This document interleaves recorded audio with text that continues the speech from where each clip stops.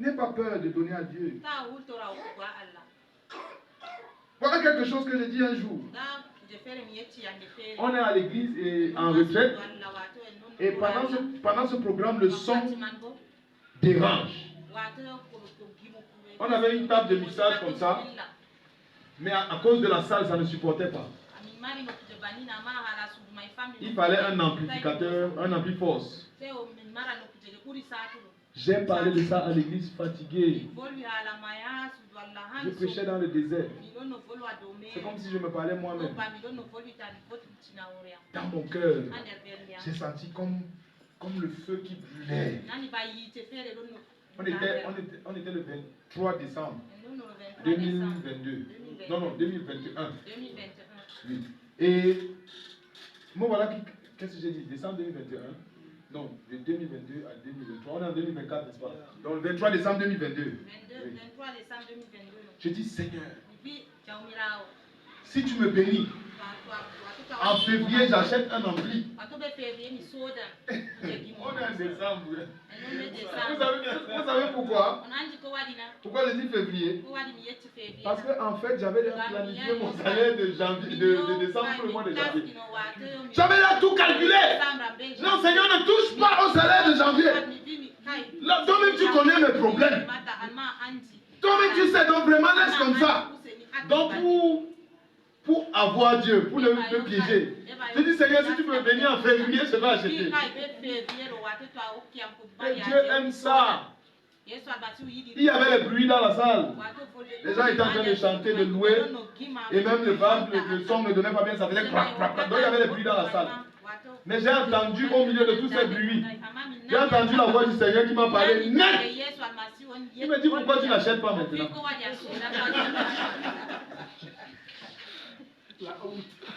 J'avais honte. Mais j'ai quand même trouvé le prétexte. J'ai dit, Seigneur, tu sais que je suis fonctionnaire. Le salaire passe le 25. Aujourd'hui, c'est le 23. Il me dit, regarde ton compte. Ton salaire est passé. Je vous dis des choses claires. Je prends mon téléphone. Je consulte mon compte. Et puis, je me rends compte que le salaire est effectivement passé. Je n'avais plus la force. J'ai dit, Seigneur, je me répands. Je me répands. Et comme je me répands là, je m'en vais prendre ce salaire pour acheter la. J'ai touché le frère qui était à côté de moi. Je lui dis, comme je ne peux pas porter ça seul, il faut quelqu'un pour arrêter derrière. Allons chercher l'ampli. Il me dit, je sens que tu viens de bagarrer avec lui. Je lui dis, ce n'est même pas encore fini. Allons d'abord acheter pour que ma prière ait encore un sens à ses oreilles. Parce que là où je suis, quel que soit ce qu'il va dire, ça ne passe pas dans ses oreilles. Même si je peux chanter là-bas maintenant, c'est le bruit que je vais faire. Accompagne-moi. On est parti. Quand on est en route, le frère me dit que mais aujourd'hui c'est le 23, on s'allait passer le 25. Je dis que n'ajoute pas le couteau dans ma plaie. Laisse-moi comme ça, on part. J'ai touché mon argent. Je suis allé. Non, on est d'abord passé chez celui qui vend. On a négocié, il m'a dit qu'il allait me laisser ça à 200 000. Je suis allé au guichet. J'ai touché 200 000. Je suis allé, j'ai déposé. J'ai porté l'ampli. Quand j'ai déposé l'ampli, là-bas on a branché, le son s'est allumé. J'ai dit à Dieu, Seigneur, maintenant tu peux écouter ma prière. Écoute alors, je vais te dire quelque chose. Aujourd'hui c'est le 23 décembre. Mon salaire est déjà presque fini. On n'a pas fini décembre. Je n'ai plus de salaire. Il y aura janvier. Toi-même tu connais le mois de janvier. Avec le 35 janvier. Le 40 janvier. Comme le mois de janvier semble souvent long. À partir d'aujourd'hui là, je compte sur toi. J'ai fini le mois de janvier. C'était pas facile. Je vous dis, c'était pas facile. À la fin du mois de janvier, je me rends compte que j'ai réalisé des choses. De plus de 700 000. Sans salaire. Sans salaire. Parce qu'entre temps, je vais vous dire, selon la conviction que l'Esprit m'avait donnée. Les 200 000 n'englobaient pas la dîme de Dieu. Il ne m'avait pas dit de faire le vœu. Je lui ai donné sa dîme, c'est pour lui. Sur mon salaire, j'ai d'abord pris sa dîme, donc ça part. Donc quand je fais le projet là, que si tu me bénis, je vais acheter la Bible. C'est dans ce qui me revient, c'est pas dans sa dîme. La dîme appartient à Dieu. Arrête d'utiliser la dîme de Dieu pour faire tes business au nom de Dieu. Ce n'est pas pour toi. C'est vrai, si Dieu te dit, te donne une instruction précise. Ne fais pas des projets sur la dîme de Dieu. Tu attires la pauvreté dans ta vie. Apporter dans Malachie 3:8, c'est adorer le Seigneur. Apporter ses offrandes et ses dîmes, c'est adorer le Seigneur. Alléluia. Nous avons dans cette adoration sacrificielle. Une autre forme d'adoration, c'est la prière. Je prie parce que je sais qu'il y a quelqu'un qui est au-dessus de moi. Je prie parce que je sais qu'il y a quelqu'un qui peut répondre à ma sollicitation. Je prie parce que je sais que devant lui, je ne suis rien. Je ne prie pas seulement parce que j'ai un problème. C'est la soumission, la prière.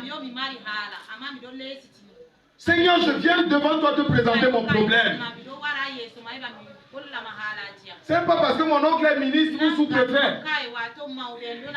Tu es tout ce que j'ai, je viens vers toi.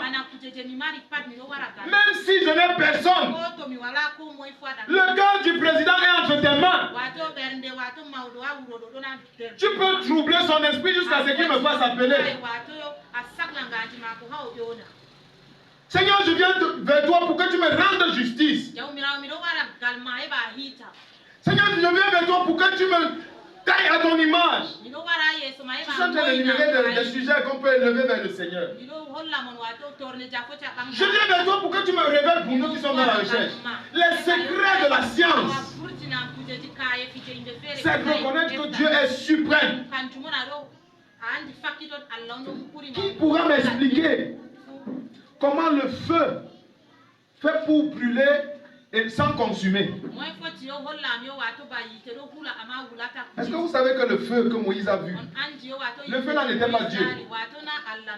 Dieu là a manifesté quelque chose d'exceptionnel pour que Moïse sache qu'il est en présence d'un être exceptionnel, du Dieu vivant. Mais c'est des réactions chimiques et des réactions physiques que Dieu a certainement fait. En physique, on parle de l'énergie. Mais qui peut reproduire cette forme d'énergie? Où sont les enfants de Dieu pour aller dans le spirituel, récupérer cela et ramener ça ici? Est-ce qu'on est ensemble? Prier Dieu, c'est une forme poussée d'adoration. Quand tu pries, tu reconnais sa suprématie. Tu reconnais que rien ne lui est impossible. C'est pour ça, quand je chante, je reconnais que tu peux tout et que rien ne t'est impossible. Quand je chante, on va adorer le Seigneur tout à l'heure. Je voudrais que tu pèses les mots que tu donnes. Ces mots ne sont jamais gratuits. C'est une forme, et puis on chante. Seigneur, fais-moi voir ta gloire. N'est-ce pas? C'est la prière, non? Mais cette prière-là est une adoration. Est-ce qu'on se comprend? Adorer, ce n'est pas seulement le Seigneur, je t'adore. Parce qu'on a dit adore dedans. Les anges adorent. Tous les anges, tout louent ta sainteté. Et tout, et tout, et tout. C'est s'humilier aussi devant Dieu. Lui dit, Seigneur, j'implore ton secours. Seigneur, j'implore ta puissance. J'implore ton action dans ma vie. Et Dieu dit, voilà quelqu'un qui sait qui je suis. C'est pour ça qu'il se tourne vers moi. Adorer le Seigneur, c'est le prier aussi. C'est le prier, lui faire confiance. Apporter son offrande à l'Éternel, on l'avait déjà dit dans Malachie 3:8. Apporter son offrande. On a parlé du sacrifice. Romains chapitre 12, verset 1. Le sacrifice de soi, le don de soi. Romains chapitre 12, verset 1 et 2. Je vous exhorte, frères, à offrir vos corps par les compassions de Christ, à offrir vos corps comme un sacrifice vivant, saint et agréable. Quand il dit vivant, saint et agréable, j'ai expliqué le processus de la sanctification. Il y a la purification. Purification, c'est-à-dire le dépouillement des impuretés, le dépouillement des souillures. Regarde une chose. Pourquoi on parle de sanctification et non sainteté? La sainteté, c'est un état. Un état permanent. Mais la sanctification, c'est un processus pour nous maintenir dans cet état. Quand tu as les plats chez toi, dès que tu manges dans les plats, tu fais comment? Tu jettes. Tu jettes les plats. Tu fais comment? Tu les nettoies, ça correspond à la purification. Et quand tu les nettoies, tu as des plats en plastique, tu as des plats cassables en verre, et parmi les plats en verre, il y a des qualités aussi. Tu vas les classer. Il y a des invités chez toi. Quand ils arrivent, tu vas dans le secret. Tu prends les plats, tu prends les cuillères dorées, tu les sers avec. Ces plats sont mis à part. Ils sont sanctifiés pour. Je veux que tu comprennes ça. Il y a la purification et le fait d'être mis à part. Tu es pur et tu te mets à part. On ne me trouve plus dans n'importe quoi. Je ne suis plus un instrument de n'importe quoi. Je suis mis à part. Je me suis donné pour Jésus. Est-ce que tu peux te donner pour Jésus? Est-ce que tu peux te donner pour Jésus?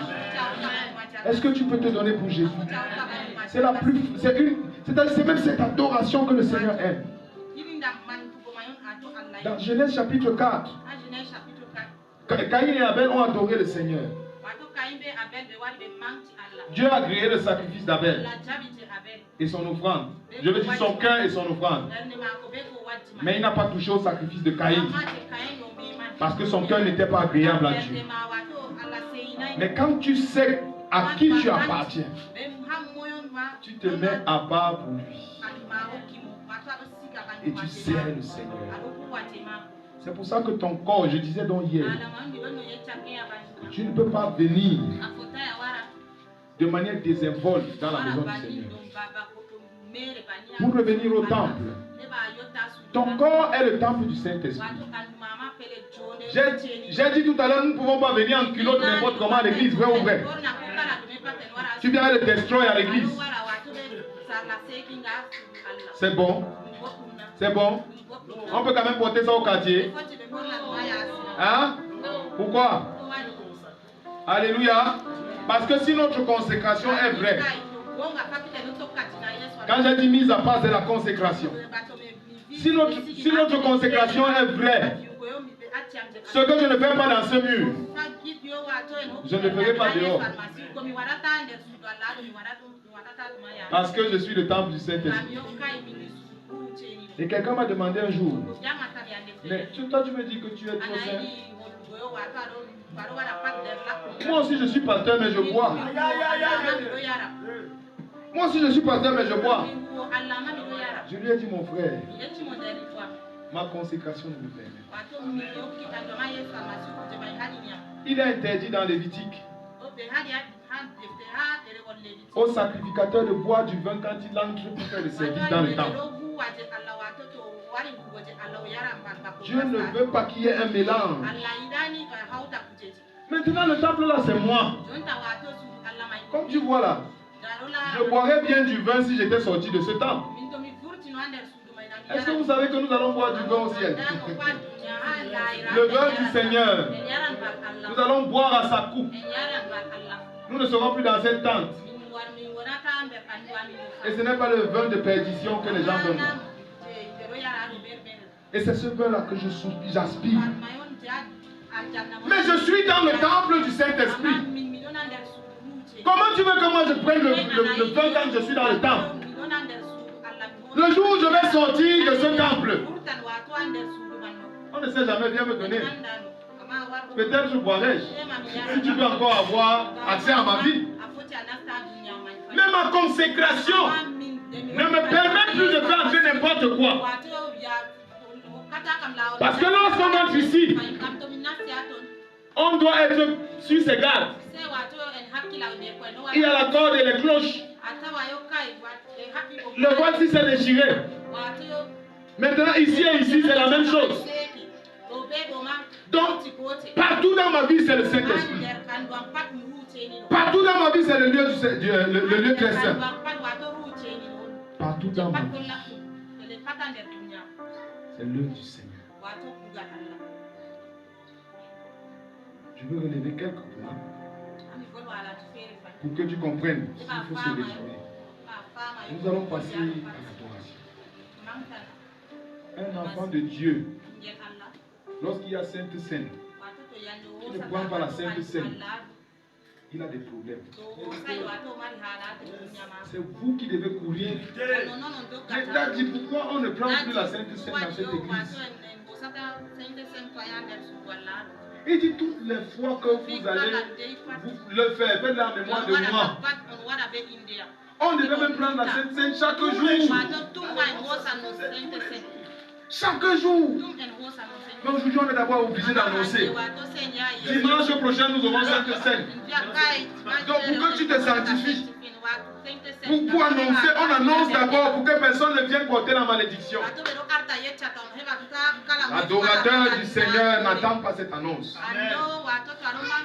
Parce que je marche chaque jour comme si la trompette va sonner bientôt. Je marche chaque jour comme si la trompette va sonner maintenant. Parfois tu marches, tu dis oh Seigneur Jésus. Si tu reviens maintenant, c'est bien. Après tu dis encore que non, je dois accomplir mon travail. Tu continues, tu avances. Tu dois marcher chaque jour, confiant de la présence de Dieu dans toi. Parce que le Saint-Esprit habite en toi. Parce que l'Esprit de Dieu habite en toi. Est-ce que tu as reçu le Saint-Esprit de Dieu? Le Saint-Esprit doit habiter dans un cœur. Et dans une vie. Et ce soir, le Seigneur me met cette conviction. Pendant que tu vas contempler la gloire du Seigneur, tu seras contaminé par sa gloire. Et le Seigneur veut opérer dans un cœur ce soir. Il veut opérer dans une vie ce soir. Le spécialiste des situations désespérées.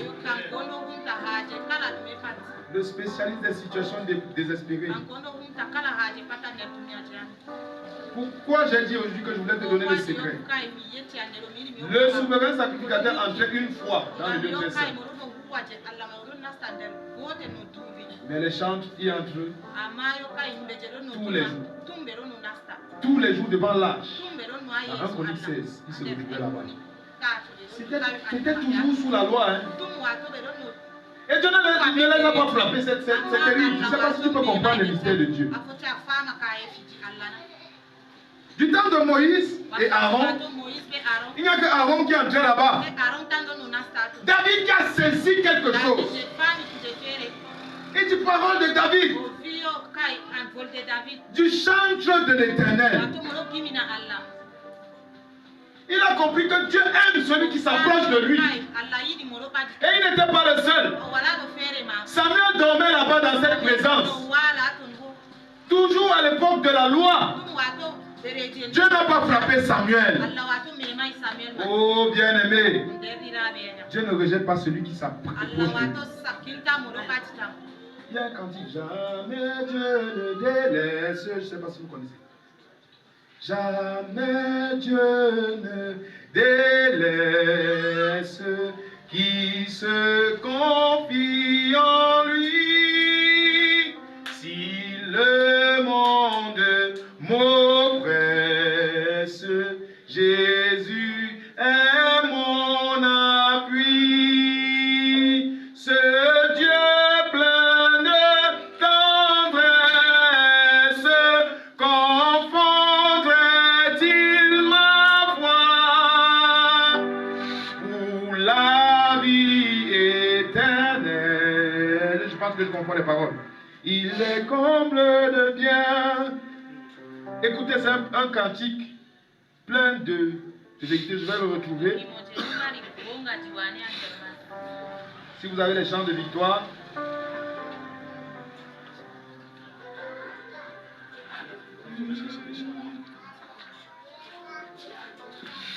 C'est le 229 dans les chants de victoire. Jamais Dieu ne délaisse qui se confie en lui. Si le monde m'oppresse, Jésus est mon ami. Ce Dieu bon et fidèle, garde la vie éternelle, et les confins de Dieu. On va chanter sans les instruments. Parce que je voudrais que tu pèses les paroles qui sont sorties. Si tu ne connais pas le chant, écoute les paroles, pèse-les. Et 229 chants de victoire. Si tu ne connais pas le chant, pèse les paroles. C'est un chant d'assurance et de confiance. Ce Dieu ne trompe pas et il ne se trompe pas. Ce Dieu n'a jamais rien perdu. Le deuxième couplet. Je veux, sachant qu'il m'aime, me remettre à ses soins, beaucoup mieux que moi-même. Il connaît mes besoins. Ce Dieu plein de tendresse, confondrait-il ma foi? Non plus le mal me presse, plus il est près de moi. Monde, ce qui t'enchante, bien honneur, volupté, n'est plus ce qui me tente, tout n'est que vanité. Mon trésor, mon partage, mon tout, c'est Jésus-Christ qui me donne pour gage le sceau de son esprit. Seigneur, par l'efficace du sang versé pour moi, accorde-moi la grâce de vivre tout pour toi. C'est la vie éternelle, déjà dès ici-bas, jusqu'au jour qui m'appelle à passer dans ses bras. Il dit, c'est la vie éternelle déjà dès ici-bas. Je disais, quand j'ai pris ce tableau, je disais, nous sommes des personnes qui vivons sur la terre comme si nous n'étions pas seulement sur la terre. Pendant que je suis ici et que cette brèche est ouverte, toi aussi tu es là et cette brèche s'ouvre sur toi. Une autre personne est là et le ciel est ouvert et le ciel est déchiré et le Seigneur nous permet de vivre déjà la vie éternelle. Lorsqu'on dit que un enfant de Dieu ne meurt pas, bien aimé, c'est parce que la mort c'est l'éloignement de Dieu. Mais un enfant de Dieu ne s'éloigne pas de Dieu. Il est toujours près de Dieu. Un enfant de Dieu ne connaît pas l'échec. Je sais que c'est difficile à comprendre. Mais un enfant de Dieu ne connaît pas l'échec. Ce que les hommes appellent échec, c'est l'œuvre de Dieu dans ta vie. Ce que les hommes appellent déception, c'est l'œuvre de Dieu dans ta vie. Est-ce que tu es prêt à accepter l'œuvre de Dieu dans ta vie? Beaucoup de déceptions, beaucoup d'échecs dans la vie. Tu as beaucoup pleuré. Aujourd'hui, comprends que cette déception travaille avec les autres déceptions pour ton bien. Pour ton bien. Il y a beaucoup de jeunes gens qui sont morts parce que Dieu a vu que si je le laisse vivre, il va se perdre. Il y a des jeunes gens comme ça. Il a fait le désordre. Un jour, il vient à l'église pour nous comme un hasard. Mais Dieu l'amène là, par une situation. Il pleure devant Dieu. On entend demain, il est mort. Et vous ne savez pas que Dieu a voulu sanctifier ce monsieur rapidement pour son salut.